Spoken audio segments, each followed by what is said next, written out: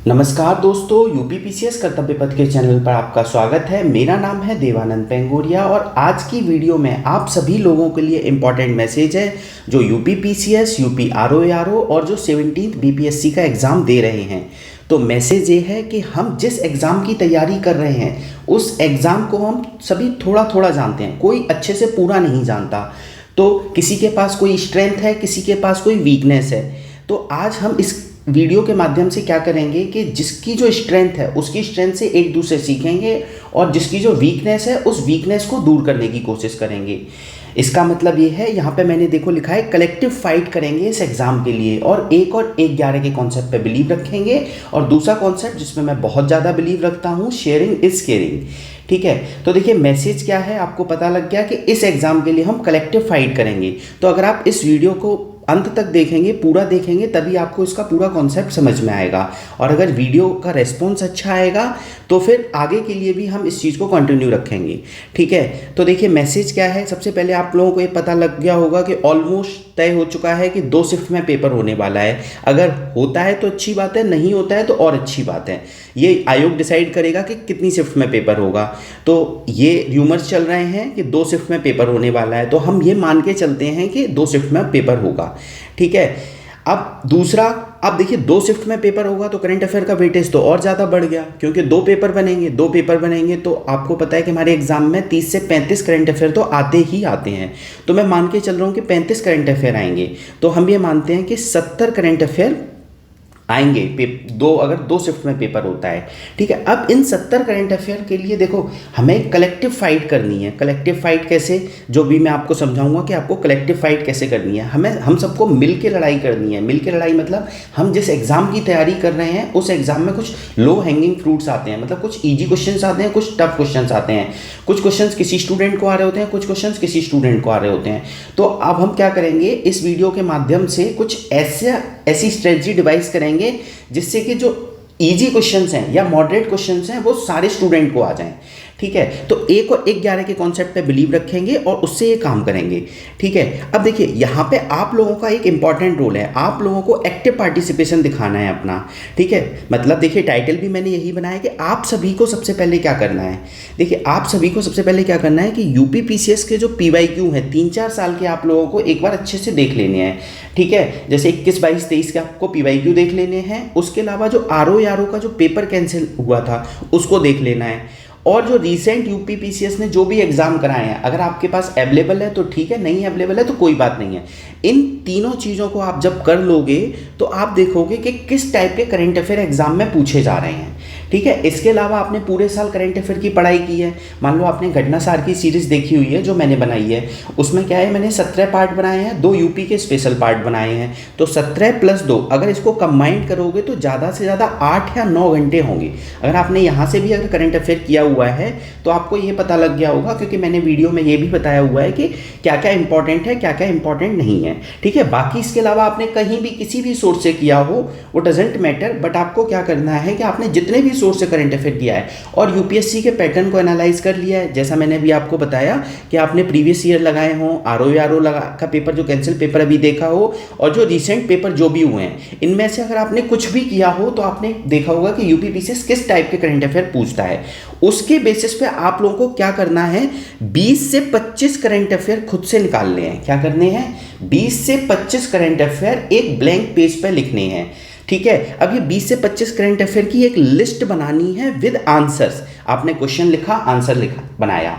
अब जब आप ये क्वेश्चन बना रहे होगे तो आपको क्या करना है, आपको ये सोचना है कि अगर मैं क्वेश्चन पेपर बना रहा होता यूपीपीसीएस का या आरओ का, तो मैं या 17 बीपीएस के एग्जाम के लिए तो कौन कौन से करंट अफेयर में डालता। ठीक है, कौन कौन से करंट अफेयर में एग्जाम में डालता, उसी के बेसिस पे आपको ये 20 से 25 क्वेश्चन की करंट अफेयर की लिस्ट बनानी है। अब यहाँ पे आपको ये इंस्ट्रक्शंस ध्यान रखने हैं कि 20 से 25 करंट अफेयर से ज़्यादा नहीं बनाने हैं और पूरे साल आपने जो भी पढ़ाई की है उसके बेसिस पे बनाने हैं। ठीक है, अब देखिए 20 से 25 करंट अफेयर जब आप बनाएंगे तो एक पेज पे लिख लेंगे उनको, करंट अफेयर को, और उनके आंसर्स को लिख लेंगे।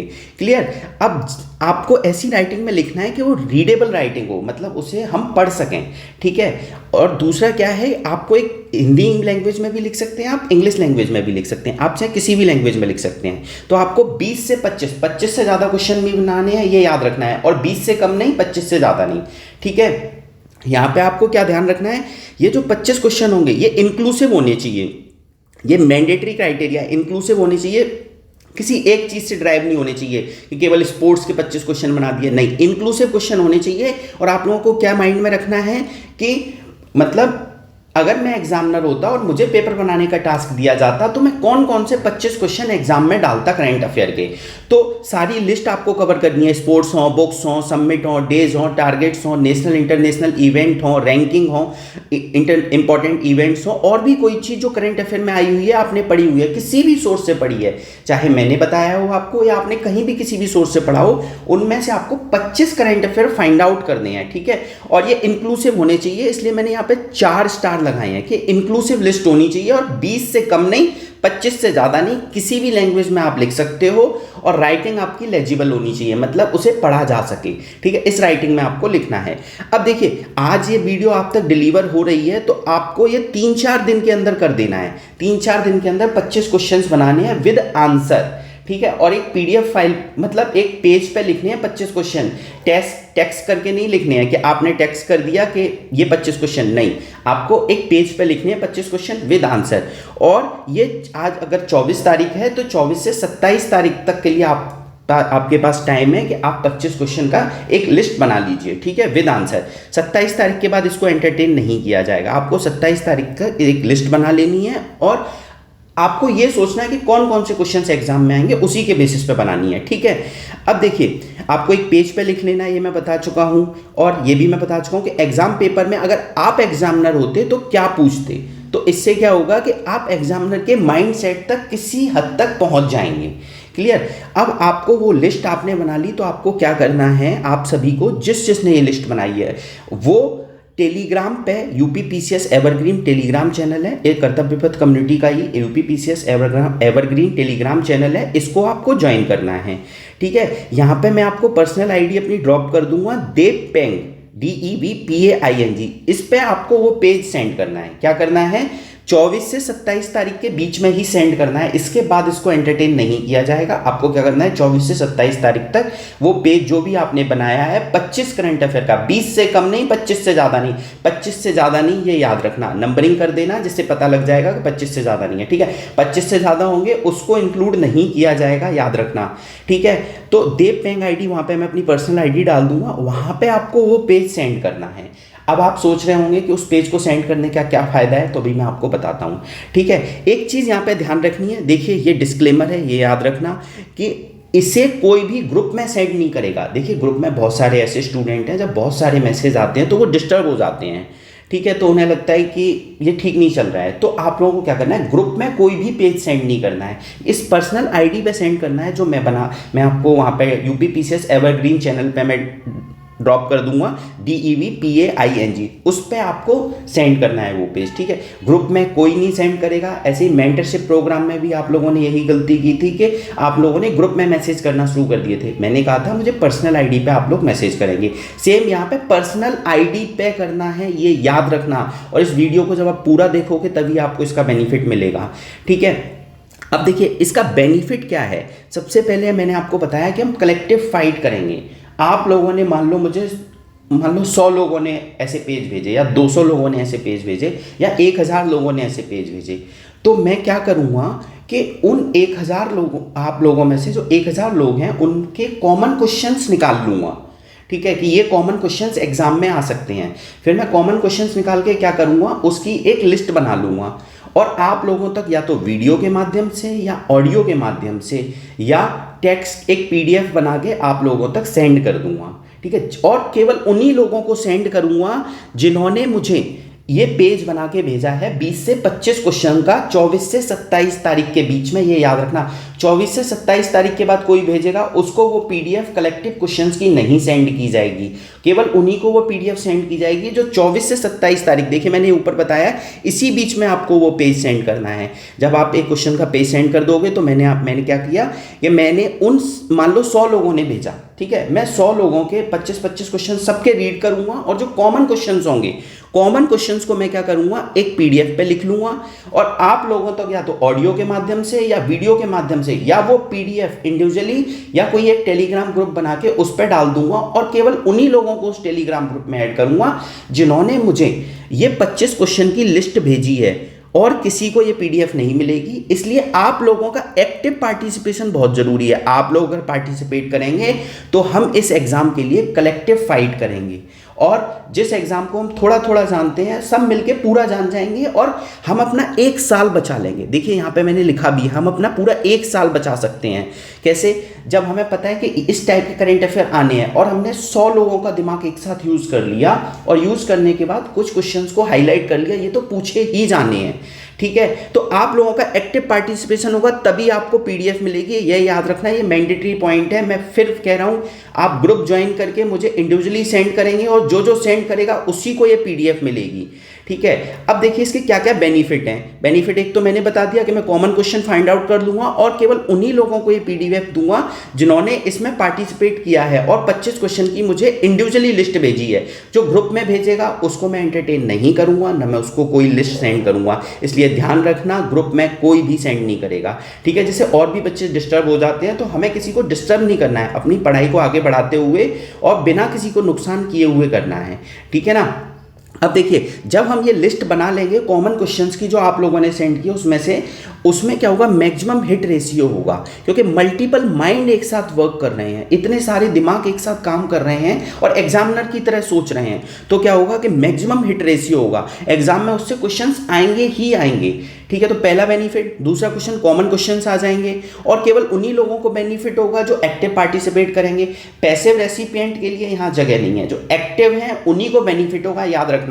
देखिए यहाँ पे मैंने बोला एक्टिव पार्टिसिपेशन जरूरी है, न कि पैसिव रेसिपिएंट। अब देखिए ये हम मेंस में भी ये लाइन यूज कर लेते हैं, आगे समझाऊंगा।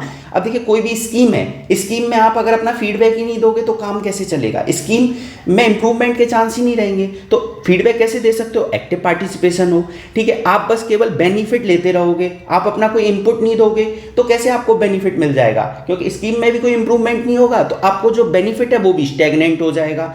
तो आपको पैसिव रेसिपिएंट नहीं बनना है, एक्टिव पार्टिसिपेशन दिखाना है, ठीक है। वल्नरेबल सेक्शन के कंटेक्स्ट में यही लाइन कही जाती है, क्लियर। अब देखिए अब इतने सारे माइंड एग्जामिनर के माइंड्स को रीड कर जब कर लेंगे, रीड कैसे करेंगे, हमने पीवाईक्यू को देख लिया किस टाइप के पूछे जा रहे हैं, खुद से माइंड अप्लाई किया कि एग्जामिनर में क्या क्या पूछ सकता है, वही हम क्वेश्चंस बना रहे हैं, तो ये एक बेनिफिट होगा। इससे हिट रेशियो बढ़ जाएगा कि एग्जाम में पॉसिबल क्वेश्चंस का रेशियो बढ़ जाएगा, ठीक है। इससे आपका कॉन्फिडेंस भी बूस्टअप होगा और सबसे बेस्ट बेनिफिट क्या होगा कि इन 4 दिन के अंदर आप सारा करंट अफेयर जो कुछ आपने पढ़ा है, जहां से भी पढ़ा है, सब आप इन 4 दिन के अंदर रिवाइज कर लोगे, ठीक है। जब आप मान लो 2 दिन के अंदर रिवाइज कर लेते हो तो 25 क्वेश्चन की लिस्ट बना लो, 1 दिन के अंदर रिवाइज कर लेते हो तो 25 क्वेश्चन की लिस्ट बना लो, 4 दिन के अंदर रिवाइज कर पाते हो तो 4 दिन के बाद बना लो, लेकिन 4 दिन के अंदर आपको 25 क्वेश्चन की लिस्ट भेजनी है, ठीक है। अब देखिए इससे आपका करंट अफेयर का 3 या 4 दिन के अंदर आपका रिवीजन हो गया, क्लियर। अब जब आपका ये रिवीजन हो गया, इसके बाद अगर ये वाली स्ट्रेटजी सफल रहती है, मैं आप लोगों तक डिलीवर कर रहा हूँ ये वीडियो और ये मैसेज, अगर ये सफल रहता है और तो फिर आगे के लिए, जैसे अभी तो करंट अफेयर का है, फिर आगे यूपी स्पेसिफिक के लिए ऐसा कर सकते हैं, हम पॉलिटी के लिए कर सकते हैं। पॉलिटी के लिए कैसे करेंगे, जो चीज़ें आपको याद नहीं रहती हैं बट आपको लगता है एग्जाम में आ जाएंगी, तो मैं आप लोगों से 2 या 3 दिन के अंदर कहूँगा कि आप पॉलिटी रिवाइज कर लीजिए, मैं वो मैसेज आप तक डिलीवर कर दूंगा कैसे भी करके, ऑडियो वीडियो के माध्यम से, ठीक है। और आपसे कहूँगा कि वो 25 पॉइंट आप बुलेट पॉइंट्स बना के दीजिए कि जो आपको याद नहीं रहते, ऐसे ही मैंने सब लोगों से बनवा लिए, ठीक है, जो एक्टिव पार्टिसिपेट कर रहा है, फिर वो कॉमनली डिलीवर कर दिया जाएगा। तो इससे क्या होगा, आप लोगों को याद भी हो जाएगा और मैं तरीका भी बता दूंगा कि ये क्यों याद नहीं हो रहा है और कैसे याद करना है, ठीक है। तो कुल मिला के आपने क्या समझा कि अगर आप मेहनत करने के लिए तैयार हैं, तो आपने जो पूरे साल मेहनत की है या आपने इस एग्जाम के लिए पढ़ा है, तो आपका 1 साल बच सकता है और तभी आपको फल मिलेगा जब आप मेहनत करने के लिए तैयार हैं। मेहनत, फल का मतलब वो जो लिस्ट तैयार की जाएगी कॉमन क्वेश्चंस की और विद आंसर, वो आपको तभी मिल पाएगी जब आपने पार्टिसिपेट किया होगा। ठीक है, तो आप मेहनत करने के लिए तैयार रहें, तभी आपको ये फल मिलेगा। ठीक है, अब देखिए ये हमारे एग्जाम के लिए फाइनल टच भी हो सकता है और ये साल के बाद हम अपनी ड्रीम जॉब भी पूरी कर सकते हैं। ड्रीम जॉब कैसे? मान लो हम 120 नंबर कट ऑफ है, हमारे 110 नंबर आए, बट ये कलेक्टिव लिस्ट जो बनी है जिसमें इतने सारे माइंड अप्लाई हुए हैं, आप इजीली 120 का आंकड़ा क्रॉस कर सकते हो। तो इससे हम अपनी ड्रीम जॉब भी पा लेंगे। ठीक है, और हम अपना साल भी बचा लेंगे और एक दूसरे की स्ट्रेंथ से सीख लेंगे और अपनी वीकनेस को भी कम कर लेंगे। क्लियर? आगे जाके अगर यही चीज़ सफल रहती है तो जो लोग एक्टिव पार्टिसिपेट करते रहेंगे उनका एक डेडिकेटेड ग्रुप बना दिया जाएगा मेंस के लिए। इसी स्ट्रेटजी पे आगे चल के काम किया जाएगा। ठीक है, तो फिर आप लोगों को बस एक चीज़ बता रहा हूँ, 24 से 27 सितंबर तक आप लोग इस लिस्ट को भेज देना, इसके बाद मत भेजना क्योंकि उसके बाद एंटरटेन नहीं किया जाएगा। और ये ग्रुप में नहीं भेजनी है, याद रखना, ग्रुप में नहीं भेजनी है। आपको ये टेलीग्राम ग्रुप ज्वाइन करना है, यूपी पीसीएस एवरग्रीन। देखिए आपको जो इंस्ट्रक्शंस दिए जा रहे हैं एटलीस्ट उनको मानना। ठीक है, इस ग्रुप को आपको ज्वाइन करना है, यूपी पीसीएस एवरग्रीन। यहाँ पे आईडी होगी देव पेंग, उस पर सेंड करना है। एक और चीज़ ध्यान रख लेना, आप इस टेलीग्राम ग्रुप को ज्वाइन करके रख लीजिए और साथ ही साथ एक क्विज ग्रुप भी है, यूपी पीसीएस कर्तव्य पथ, इस यहीं पे मैं ड्रॉप कर दूंगा, उसको भी ज्वाइन कर लीजिए। यहाँ पे मोस्ट एक्सपेक्टेड करंट अफेयर के क्विज कराए जा रहे हैं। ठीक है, तो रिपीट कर रहा हूँ, बस देव पेंग पे आप सेंड करना, ग्रुप पे सेंड नहीं करना। और इस ग्रुप को ज्वाइन कर लेना। अगर मैं ऑडियो के माध्यम से डिलीवर करूंगा तो इसी ग्रुप पे सेंड कॉमन क्वेश्चन की लिस्ट को डिलीवर करूंगा। पीडीएफ भी जो कॉमन क्वेश्चन की आएगी वो भी यूपी पीसीएस एवरग्रीन पे ही सेंड करूंगा। तो आप लोग इस ग्रुप को जरूर ज्वाइन कर लेना, जिससे कोई भी बेनिफिट अगर डिलीवर किया जा रहा है तो आप लोगों तक वो पहुंच सके। ठीक है, थैंक यू सो मच।